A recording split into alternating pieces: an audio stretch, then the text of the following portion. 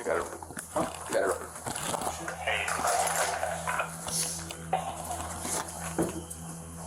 Police department.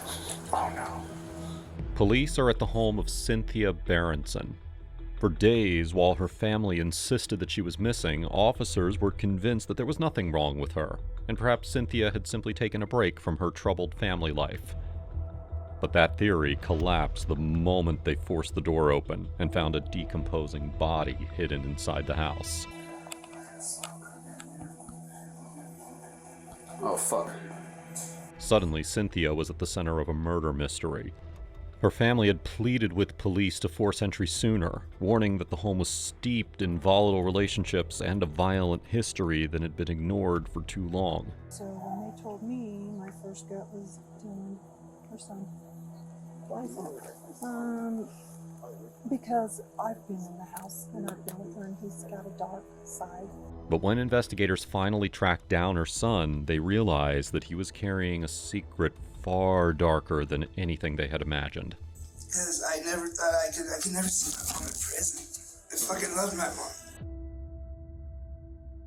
On November 17, 2022, Border Patrol agents came across an abandoned Buick Enclave car near the U.S.-Mexico border in San Diego, California.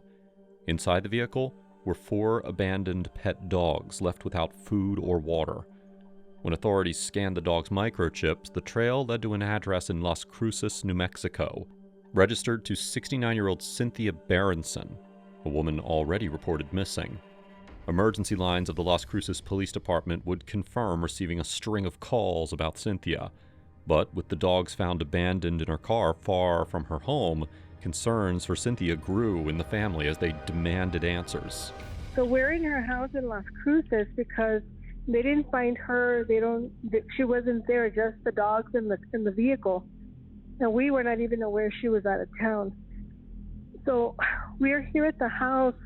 We don't have a key to get in, but I am worried because she's been a stroke victim in the past, number one, and number two, she's diabetic. What are you trying to do? Are you trying to go into the home, or what is it that you're trying to do? Well, we're trying to make sure she's okay because nobody has heard from her since Sunday. And like I said, they found her vehicle in San Diego. Despite the mounting concern from family members and neighbors, Las Cruces police did not force entry into Cynthia's home without any serious cause, leaving everyone in deep distress.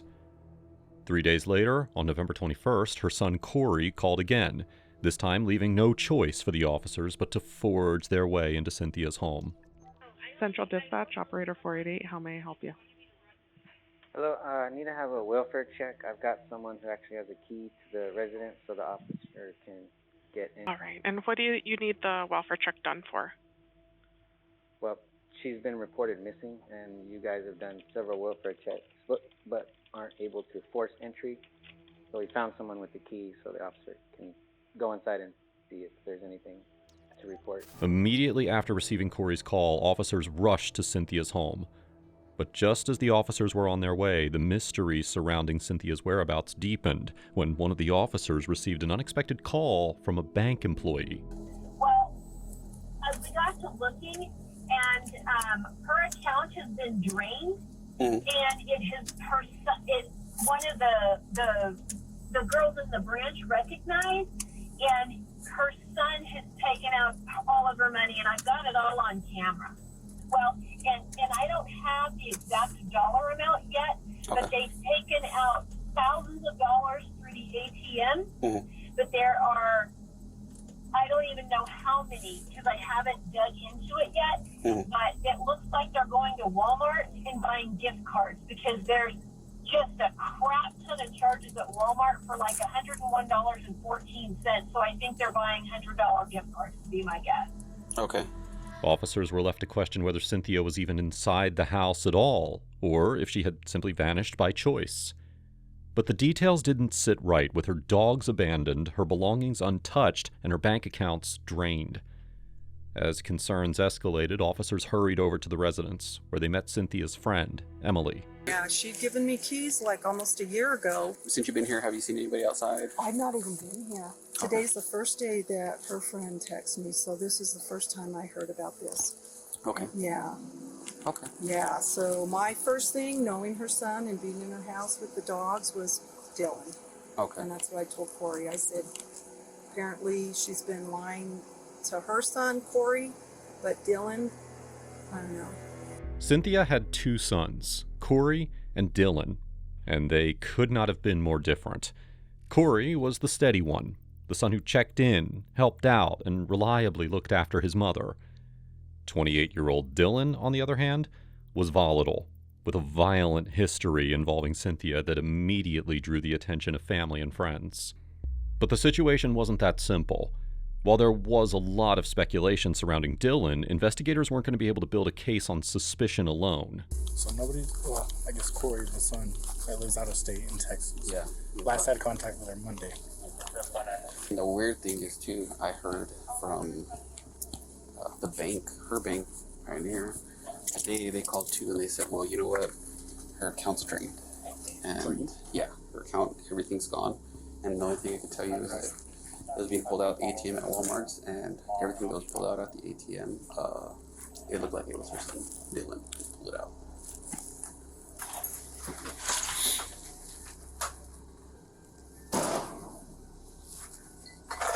Police department!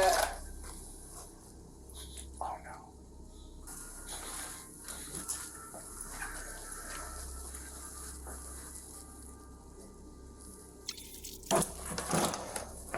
Well, that's weird.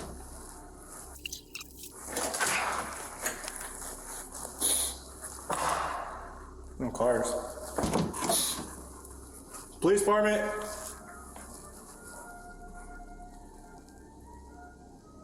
That's fucking weird.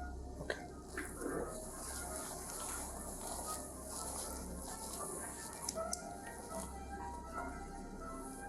Why is this so creepy? Why are the doors locked, bro? While the house showed no signs of a struggle, 2 rooms were locked, and Cynthia was nowhere to be found. Had she truly vanished? The sealed doors only deepened the unease about what might be hidden behind them. With approval to force entry, officers stepped back inside, bracing themselves for whatever waited beyond. That's what I'm trying to think, like, Ask LT. there's no signs of exigency, really. Yeah, it just does smell. Yeah, I can't tell if it's a damn litter box or... Did you see a litter box in here somewhere?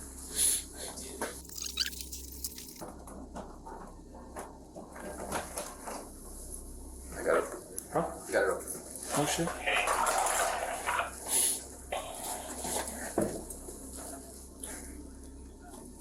It's on the left. Oh, she's in there.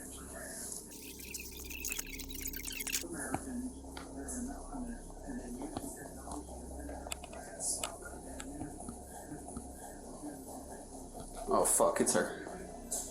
She's 10-7. Lying beneath the dripping shower was Cynthia's lifeless body. From the condition of her remains, officers could tell that she had been there for days. But there was something deeply unsettling about the state of her body and the house that the officers immediately informed their sergeant about. No, so it's weird because like her bedroom door, you know how like doorknobs have that little circle in it and where you can put a key in and twist it, but it's not like an actual keyhole, it's just like the little hole. It looks like it's like drilled out. I mean, it's like weird. So then we started talking about the other son, and that's when he told me that his or the victim here, her car was found in San Diego abandoned with her 2 dogs in there. We're unable to reach the son, one of the sons. We're unable to reach him, the one that supposedly lived here and had the RO against her. Don't try to reach him no more. Well, we were trying to do it before making entry to see if we can get him to come to the door or even make 2-5 with him. Nothing about the house added up. Cynthia was dead, and Dillon was missing. But for now, officers turn their attention to the other locked door, just hoping that there isn't another body waiting inside. But before we continue, we'd like to thank today's sponsor, Free Cash. After a long day of work, and especially after editing true crime cases, one of our favorite ways to unwind is just zoning out with a game on our phones. And free cash has been a surprisingly easy way to turn that downtime into real money. Now, if you haven't tried it, free cash lets you earn by doing quick tasks like playing games, taking surveys, or trying out new apps. The best part is how fast and simple cashing out is. You can withdraw with a minimum of just $20 and cash out instantly through PayPal, Bitcoin, or gift cards. Plus, free cash has a 4.8 rating on Trustpilot. There are also tons of options to choose from with over 5,000 offers. So there's always something new, whether you want a quick survey or a longer game offer. And if you ever make in-app purchases, free cash can reward you with cash back and higher earning multipliers too. They've also got a built-in referral system, so if you share your link with friends or followers, you can earn even more. Lately, one of our favorite games to play through free cash has been Disney Solitaire. It's relaxing, easy to pick up, and genuinely fun. So if you want a simple, low-effort way to earn a little extra while you're unwinding, check out free cash using the link below or the QR code. It's quick to sign up, easy to use, and a great way to make your downtime more rewarding. The more offers you complete, the more rewards you unlock. Don't miss out on the $5 sign-up bonus. So there's another door that's locked inside of the home, one of the other bedrooms. Reason to kick it in to clear the rest of the house? I could try to open it like I did the other. I would say so, because I mean, if it's code 24, if you guys think that maybe somebody code 1'd her, you got to make sure that the suspect's not behind that locked door. Yeah, okay. I just want to make sure I was on the right. All right. One, two. Go higher.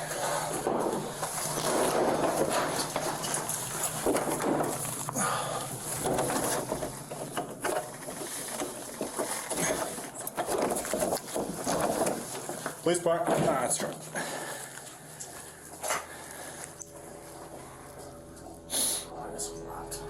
Based on what they found inside the house, officers were now concerned that Dillon had walked in on something horrific and had run for his life. And if this were true, perhaps he was in great danger and he needed to be tracked down immediately. And they found her car in San Diego? Yeah. And I guess, I don't know who was saying, the neighbors or somebody told Tejas that they saw both of them using her vehicle. It's like a Buick. Do they know anything about health issues though? They said something about her being like kind of bipolar.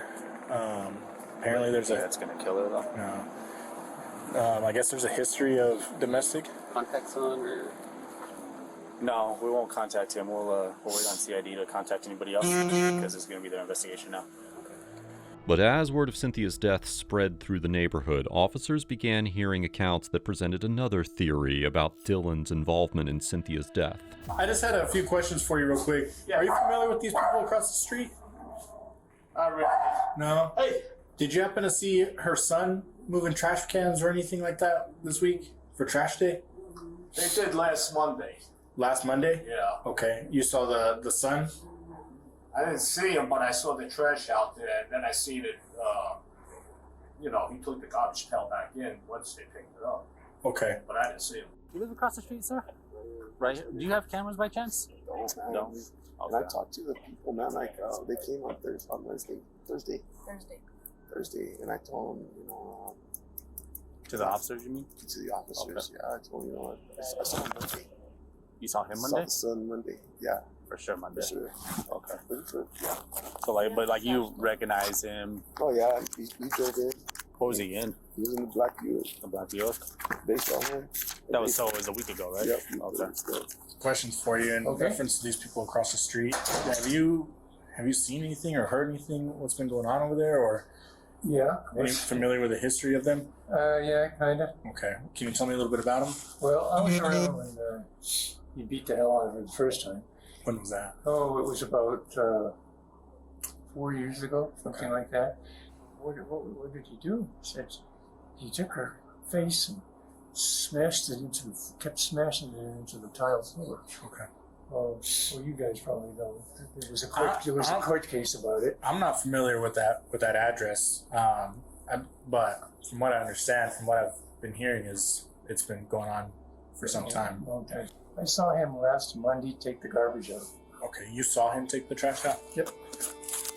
Neighbors were well aware of the troubled relationship that Cynthia and Dillon once shared, but the restraining order that Cynthia had filed was 4 years old, and despite that, Dillon had moved back in with his mother, who did not object to it.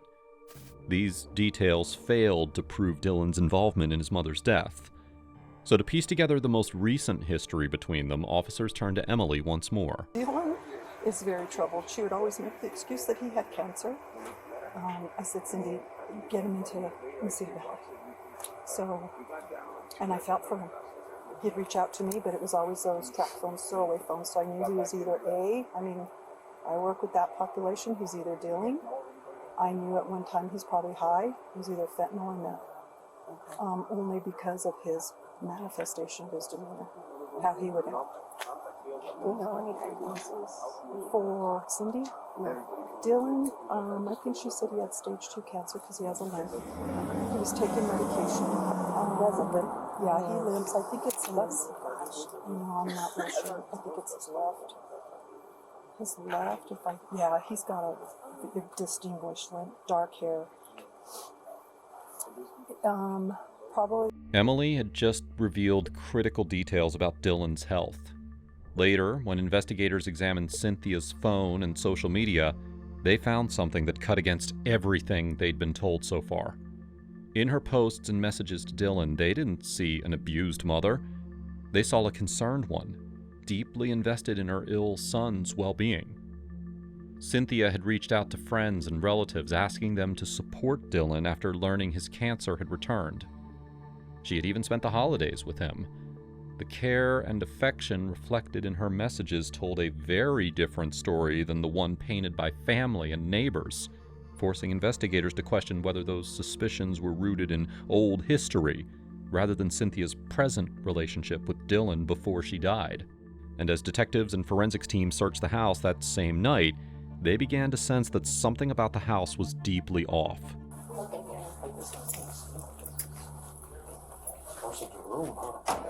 It's like too clean.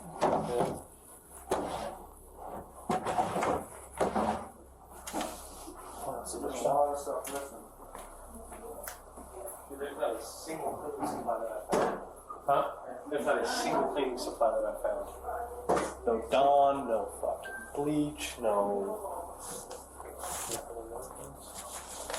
Look at this. Some gravy boats. Hey, look at how fucking streaky that one is. Why are you concerned? Because there's also that streak all over the fucking shower. Clearly looked like someone had been there when Cynthia died, possibly trying to erase any trace of what happened. And yet, her body showed no signs of a struggle or obvious injuries that may point to a homicide. Detectives turned over theory after theory, but none of them led to anything concrete. They also tried to contact Dillon, who proved far more elusive than expected, with every number linked to him tracing back to a throwaway burner phone. He was either a witness to what had happened to his mother, or he was involved in it, just as his family suspected. Whatever the truth was, it rested with the autopsy report, the first real opportunity for investigators to move beyond suspicion and toward something that could finally be proven. Hello, Corey. Hello. Hi, it's Detective Martinez, Las Cruces Police Department. Yes. I'm calling just to give you like a little update. So we didn't find any obvious signs of trauma to the body. So she will be sent out to Albuquerque just to do an autopsy, make sure there's something that we're not seeing. And then we'll know a little bit more after that. So we should know something, I'm going to say by tomorrow afternoon. But when the report arrived the following day, it blew away everyone's theories, challenging anyone who thought that they knew everything about the case so far. I'm David Castillo, her brother. Mike Castillo, brother. Hello, Corey. Okay, I'm sorry for your loss. I am the head detective on the case. My partner is still coming back from Albuquerque. He did give me a call. He let me know that there's nothing suspicious. So they're saying that she did have a lot of heart issues that they could see in the autopsy. So that's what they're thinking. Natural causes. Natural causes. It was now a real possibility that Cynthia had simply suffered from a stroke while cleaning the bathroom.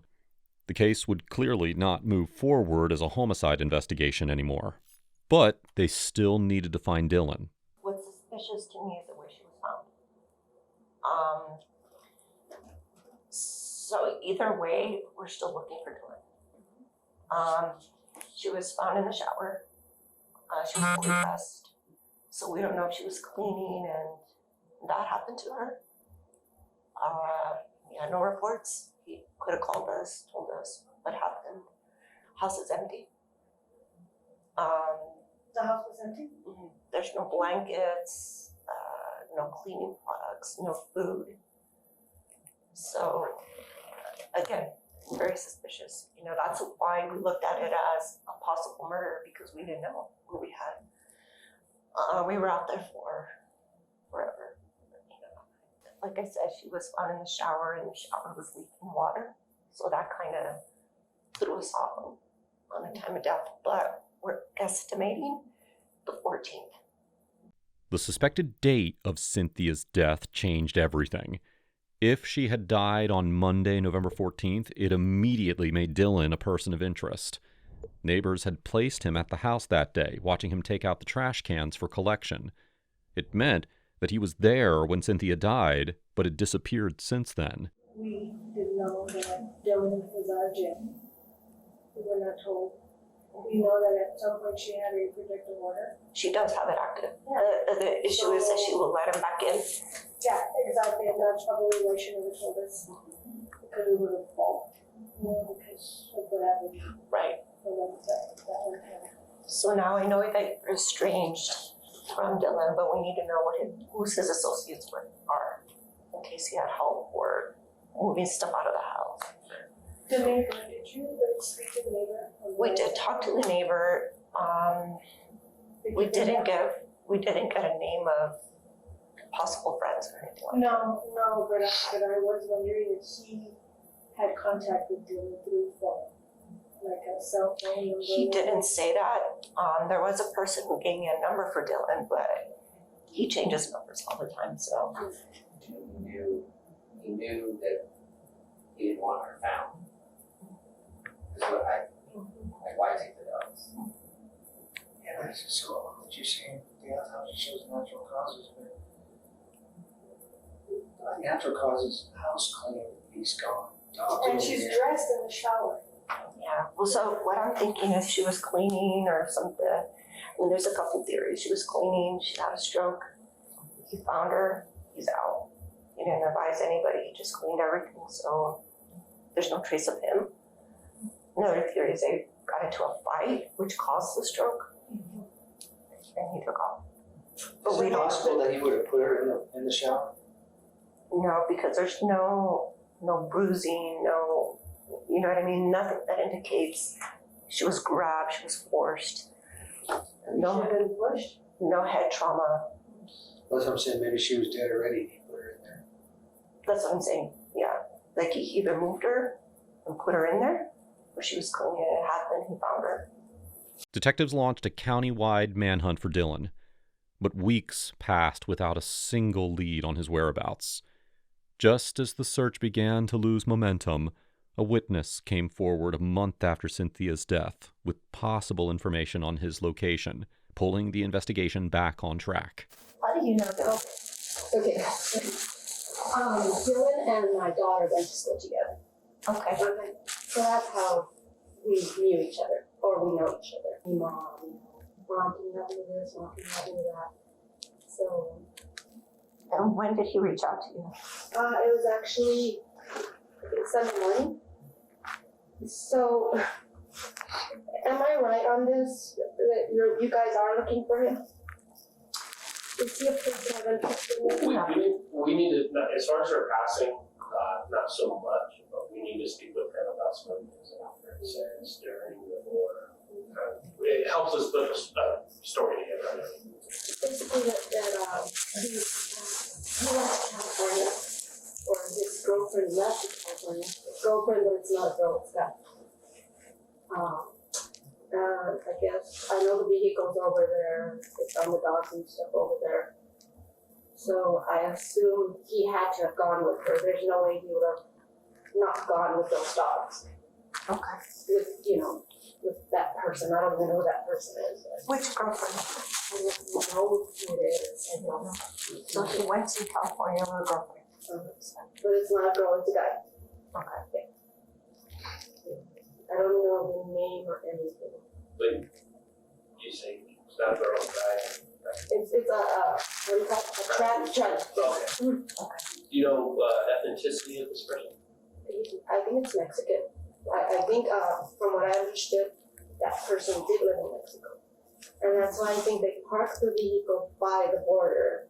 But, I don't know. I just know what little the family has told me. And the reason I finally came, it's really started bothering me now. Because he's selling some of her possessions online. So face here. In Cruces or? Cruces. He wanted me to meet him, so he didn't tell me what it was. Something by the speedway on Loman somewhere in that. But when detectives checked the area, Dillon was nowhere to be found. He never contacted the witness again, managing to stay one step ahead of the police for months. And then, on April 5th, 2023, 5 months after Cynthia's body was discovered, the manhunt came to a sudden, unexpected halt. Detectives learned that Dillon was being held at the Doña Ana Detention Center in Las Cruces. He had been arrested by a federal law enforcement officer for DWI and possession of narcotics on an army base. This was the opening that detectives had been waiting for. With no evidence yet tying Dillon directly to his mother's death, everything hinged on this conversation. You'll be fine, right? Yeah. Thank you. All right, Dillon. So I'm Detective Melinda. This is Detective Monday. What's up, guys? Chilling. So we want to come talk to you. We're investigating some stuff, but we want to just kind of get some basics from you. All right. I know you got picked up the other day here, right? Mm-hmm. I think it was trafficking or something like that. Yes. Where are you currently staying? I'm homeless, actually. I was actually in the process of actually getting an apartment this Monday. Oh crap, where at? Either off of Fleming, Missouri, or I was looking at the apartments off Telshore. Okay, nothing specific. Nah. Just kind of It was all up in the air. Okay. Before, how long have you been homeless? I'd say about 5 months. 5 months. Prior to that, where were you living? I was staying with my friend. Okay, and who was that? I don't really. At what point? When was the last time you lived with your mom? Shit. Let's say I last talked to her probably about like October, September-ish. It was the last time you talked to her? Yeah. Okay. I stayed with her for like a week or so. That's about it. Okay. October, September?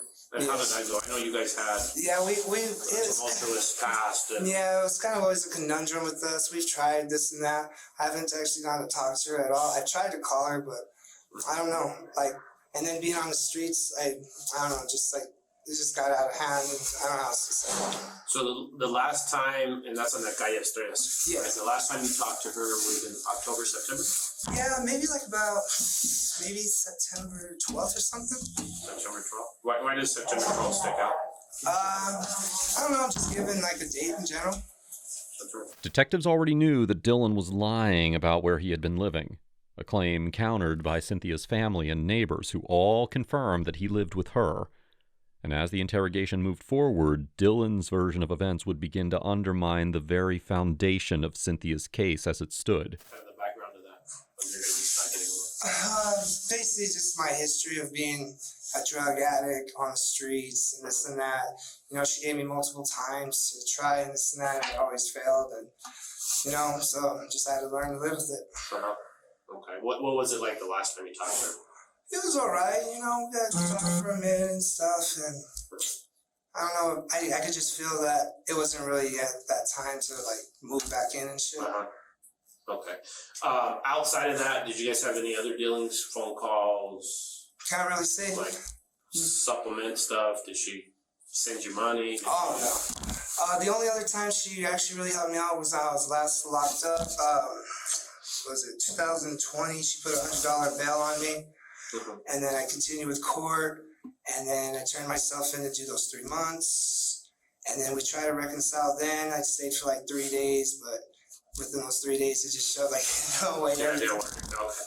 But as far as that September, from September on, she didn't funnel you money, didn't give you anything, any help out or anything like that? No, sir. Okay, so how would you get stuff? How would you pay for stuff? Well, I actually get SSI. Because I'm disabled from cancer. Okay. I had what you call Ewing sarcoma / bone marrow cancer. So I had tumors on my pelvis and my hip. So I had my right pelvis and half my hip removed. Okay. Yeah, so even though I've been homeless, I've been able to, pay for like say a hotel here and there, get in this stage what I need. And that's directly to you, right? Directly to me. Okay. Is that like through a card? Yeah, I get it on my Citizens Bank. Okay, and it's your account? My account. Okay, is she on that account at all? No. We talked about things, about basically your last contact with your mom. Okay. Okay. Your mom's deceased. Yeah. What do you mean? Your mom's deceased. You're bullshitting. No. So. How could she be deceased? Your mom was found November 21st of last year at her house, deceased. How the hell am I just hearing about this now? I don't know if you're just hearing about it now. That's what we're here to talk to you about. You've been gone in the wind for the last 8 months, okay? So the reason why we're asking you questions and we come here and we ask you specific things is because we're trying to lay out a timeline, okay? And find out what's going on. And I already know you've told me a couple untruths. I'm not gonna call them lies yet, but you've already told me some untruths. So it's important that we sit down and we talk and figure out what's going on, what happened, did anything happen, did you walk into something? Excuse my language, but shit needs to be put on the table today. Okay? Because right now, I've got a couple holes already from what you just told me in the 5 minutes I've been here. So, compose yourself and let's talk. Alright, here's the real scoop. I winded up meeting this transgender online and everything. And me and my mom, we went to go get her and stuff. And we get there, I was living with mom for like last year and stuff. And whenever we were out doing our business and everything, we came back and found her deceased. And I knew I had warrants at the time. So I didn't actually call anybody. I didn't know what to do. And I first thought about fleeing the country, but then I just didn't know what to do. Okay. So because I had a key and everything, and I opened the door, and I'm like, knocking on my mom's door, like, Mom, hey, I'm here. Finally, I open it and everything, and I see her and everything, and I'm just like, Mom. I don't know, maybe it was like 3 days because she was already like puffy and shit. So that's pretty much the reality of it. I found her deceased and I didn't know what to do. Okay, so tell me what you did do. I understand not knowing what you didn't know what to do, but what did you do? Like, there's specifics and details that we know. Yeah, like the house was cleaned and stuff. Okay, what else? That's pretty much really it. I was just so scared because I didn't want to get arrested and this and that, and that's pretty much really it. What do you mean by the house was clean? Like I wiped down the counters in case I had fingerprints and everything because I didn't want it to leak to me like as if I murdered her or something, That's honestly that's as much as I can really say. What else? And so I thought about what I did was I packed my car and everything to go to Tijuana, and I was staying with the transgender. Like I had her staying with me. I was like, all right, we'll just flee the country and all this. And once we got to the border, she said she needed to do something, and I was like, all right, because we were going to take care of the dogs and everything like that. So I wound up being in a hotel in Tijuana for about a week or so. And then something happened with her and the dogs. And then I had no money. I didn't know what to do. So I came back in the States. And then I wound up going to the hospital. I was really like dehydrated from potassium and such. And that's really just the real whole scoop. Now, while some of the details that Dillon gave were beginning to align, detectives could tell that he was still holding back the full truth about his actions and pressed him harder. You and you said the dogs? Yeah, she has some shelties and everything. And so, like I said, whenever I got in the house and everything, there was like shit everywhere and this and that, you know, because I said, I cleaned up and everything, make everything look nice and this and that. Because I was just so freaked out, I didn't know what to do. I just didn't know what to do. Okay. So you end up this transgender. What was? She goes by Bianca.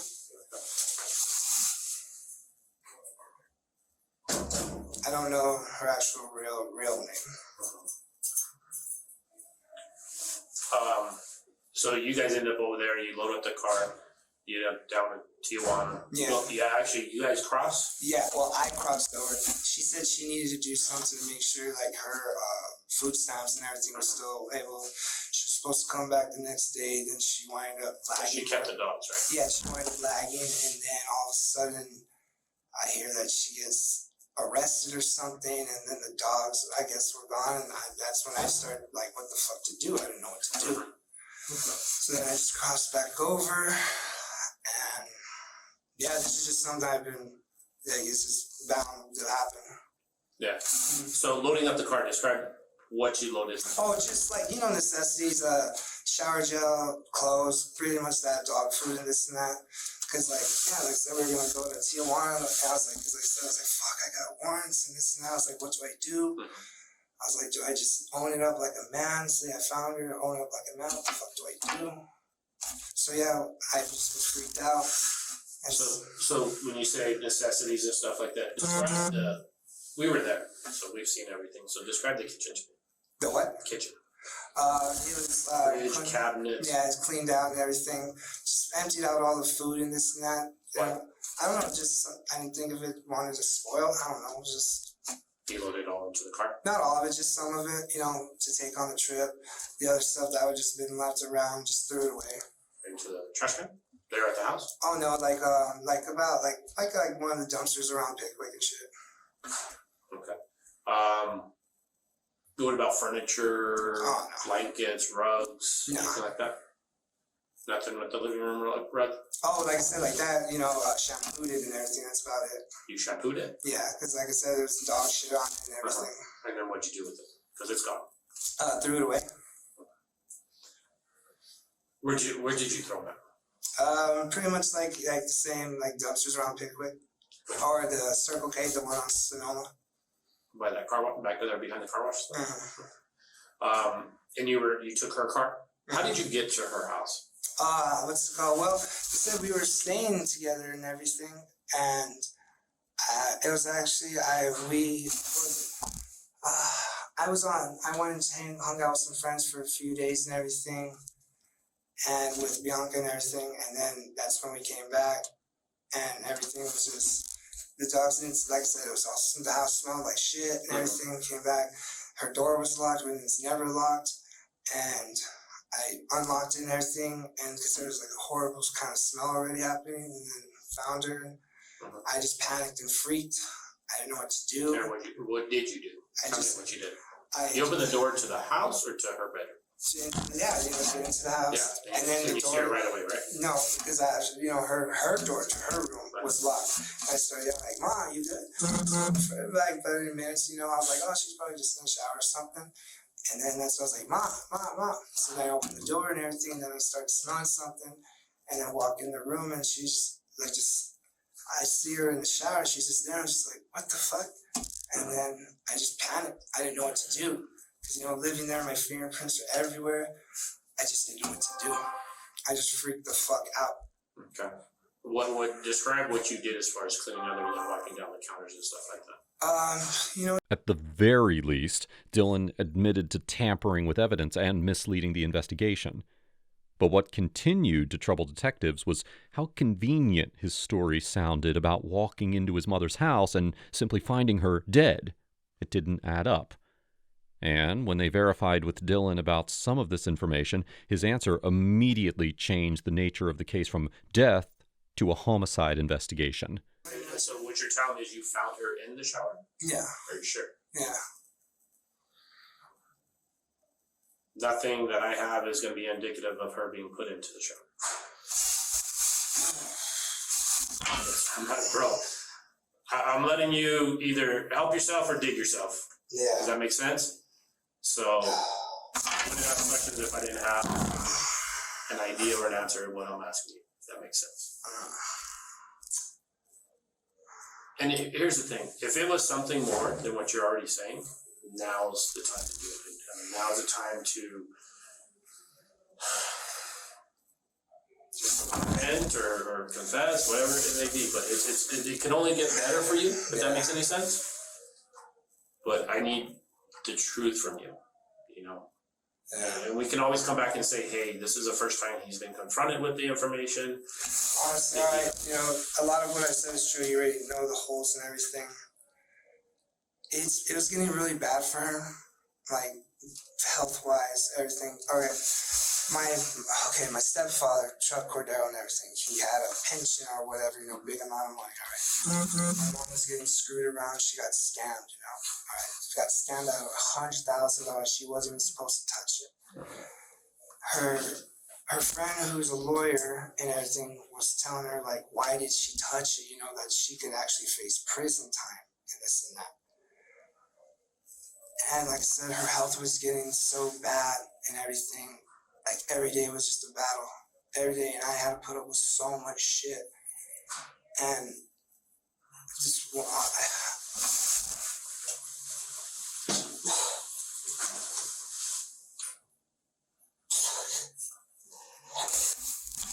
I thought I was doing I thought I was doing the better for her. Because I never thought I could never see my mom in prison. I fucking loved my mom. I loved her. I didn't do it to fucking take money, to try and get the house or anything. I only used enough money that she had, to be able to go to Tijuana, start a new life and everything. And I couldn't handle her her being in pain anymore. I just couldn't do it. And when the whole shit about her having to possibly face prison, I could never live with myself. That's when I was like, I'd rather did what I did and go to prison for however long I do than her have to suffer. For the pain, the physical and the emotional side of that. So let's talk about what happened. So pretty much, after we drove actually all the way to San Diego to get Bianca, and she was living with us for about a month. And I was just always like, I always thought in my mind, like, if she did wind up being able to get sentenced or something, that I would do what I did, because I couldn't never see her in jail. I've been in jail before, and this and that. She's one of those good people. She was always a good person. Your mom? She was a very good person. So it's just one night, I was just sitting in the couch because she was like just screaming in pain. She was just so fucking in pain.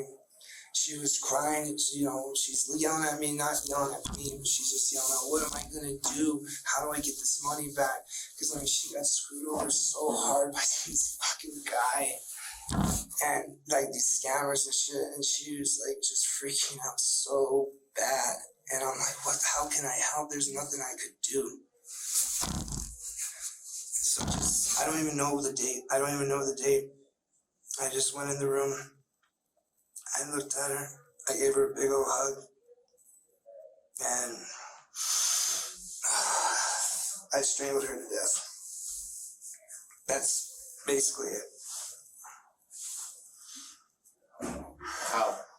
I hugged around her. And I just held her as tight as I could around her neck. Just telling her I love her. And I'm so sorry for this, but it'll be better for you. It's going to be a lot worse for me, but it'll be better for you. Okay. But like detail to me how you walked into the room, I just walked how in. you held her, where she was at. She was just laying on the bed and everything. Sometimes, I always would have night terrors and stuff, so sometimes I would like, you know, go in the room and lay next to her and stuff. So she was just laying on the bed like normal. And I was just I laid with her, and then I don't know, all of a sudden it just happened. I don't know what, it just happened. It just happened. Were you front or behind? Like on the side like this, and I started doing it, and then she started freaking out, so then I had to like really like get in there and squeeze in her, and then finally when she like passed, she fell on the ground. So were you standing or laying? At that point, I was standing up because once I got up and everything, she just like fell over and stuff. Okay. When you basically reached in to clutch her, you're both laying down on the bed? Is her back to you, or is her? It was like this. She was kind of like this, and I was like on the side. And when she started like freaking out, that's when I kind of got up more on top of her like that, just around the neck. So more compression? Yeah. You think versus strength? I mean, you said yeah, it was like at first it was more like that, because I know probably the hand marks are there at first, then the more it would start like that. Did you have her more around the neck or around the upper chest area? I would say more like that, since because I'm pretty sure it showed like my handprints are kind of like pushed in or something. So what's and this is what's kind of will help you along your minds. What's going through your mind at this moment? All I'm thinking about that she's just gonna be in a better place. That I've suffered so much in my life. Mm-hmm. What's another fucking prison sentence? I've gone through cancer. My dad used to beat the shit out of me. My brothers never liked me because I was a life on the streets. I basically did what I did because my life has been over for a long fucking time. Mm-hmm. A long fucking time. And like I said, I would rather have killed her than ever see her in prison. I would rather go to prison for the rest of my life, knowing that in my heart I know what I did was wrong, but I did it for good fucking reason. In this whole period of time, where's Bianca? With me. She was there when it happened? Well, she was in the other room. She didn't know what I did until I told her. How after did you tell her? How long after, like right away? Like about an hour. Because I was just sitting there next to her, just like, so what was her response? She was freaked out. Because like I was always telling her, I was like, I swear if she ever has to get sentenced, I'm gonna make sure she doesn't have to suffer that horrible fate. So this 5 days that you're at the house, Bianca's aware of what's going on, correct? Yeah. And then you guys devised the idea to... I did. You did? Everything was me. Okay. Everything. When you load up the car, again, you take everything out. Again, the carpet was because of the dogs? Yeah. Or was there anything substantial to that? No, I just cleaned it just because it was just to get rid of evidence. So when you decide to finally leave, what do you do with your mom? I thought maybe if I moved her into the shower, it would just look like as if she slipped and fell. Okay. And then what else did you do? What additional stuff did you do after placing her in the shower? Door open or door closed? I think I had the shower door open. I just kind of crinked the water a little bit.